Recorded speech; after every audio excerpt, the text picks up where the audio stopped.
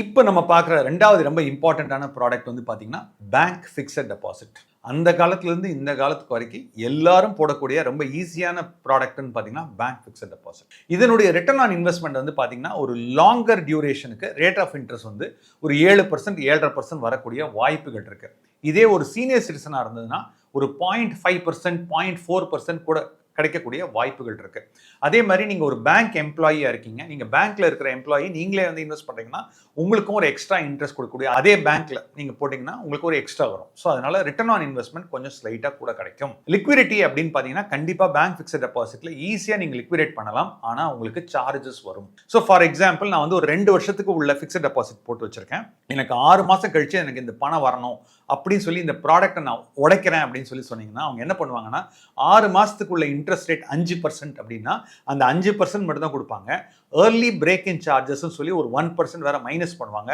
நெட்டா உங்களுக்கு கிடைக்க போறது வந்து 4%. ஸோ லிக்விடிட்டி அப்படிங்கிறது கிடைக்குமே தவிர ஆனால் ரிட்டர்ன் ஆன் இன்வெஸ்ட்மெண்ட்டுங்கிறது கம்மி ஆயிடும். ஸோ அதனால வந்து பேங்க் ஃபிக்ஸட் டெபாசிட்ல அட்வான்டேஜும் இருக்கு, டிஸ்அட்வான்டேஜும் இருக்கு. டாக்ஸ் எஃபிஷியன்சி அப்படின்னு பார்த்தீங்கன்னா 12 லட்சம் வரைக்கும் வந்து நீங்க ஒரு வருஷத்துக்கு 12 லட்சம் வரைக்கும் இனிமே கோயிங் ஃபார்வர்ட் வந்து உங்களுக்கு டாக்ஸ் கிடையாதுன்னு சொல்லிட்டாங்க. உங்களுடைய ஓவரால் இன்கம் ஒரு வருஷத்துல 12 லேக்ஸ்க்குள்ள தான் இருக்கு அப்படின்னு சொன்னீங்கன்னாக்க இந்த பேங்க் ஃபிக்ஸட் டெபாசிட் ஒரு டாக்ஸ் எஃபிஷியன்ட்னு சொல்லலாம். ஆனா நீங்களே இதே வந்து ஒரு என்ஆர்ஐயா இருக்கீங்க, ஒரு ஹெச்என்ஐயா இருக்கீங்க, ஒரு அல்ட்ரா ஹெச்என்ஐயா இருக்கீங்கன்னா தயவு செஞ்சு பேங்க் ஃபிக்ஸட் டெபாசிட் போடாதீங்க. என்கிட்ட 50 கோடி இருக்கு, 100 கோடி இருக்கு அப்படின்னு சொன்னீங்கன்னா பேங்க் ஃபிக்ஸட் டெபாசிட் போடாதீங்க. ஏன்னா 50 கோடி இருக்கிறவங்க நீங்க ஃபிக்ஸட் டெபாசிட் போட்டீங்கன்னா உங்களுக்கு வரக்கூடிய 7%ல 30% டாக்ஸ் கட்டினீங்கன்னா 2.1% போயிடும். போனதுக்கு அப்புறம் உங்களுக்கு கையில் நிற்க போறது 4.9%.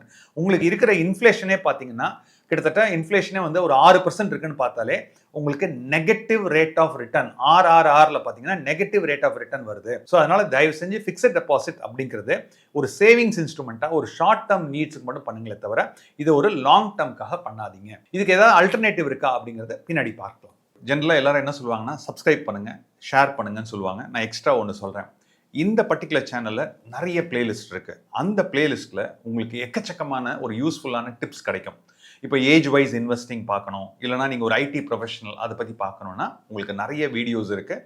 எல்லா பாப்புலர் வீடியோஸும் நிறைய கொடுத்துருக்கோம். எல்லாமே ஃப்ரீ வீடியோஸ் தான். தயவு செஞ்சு இந்த பிளேலிஸ்ட்டை பாருங்கள். நன்றி, வணக்கம்.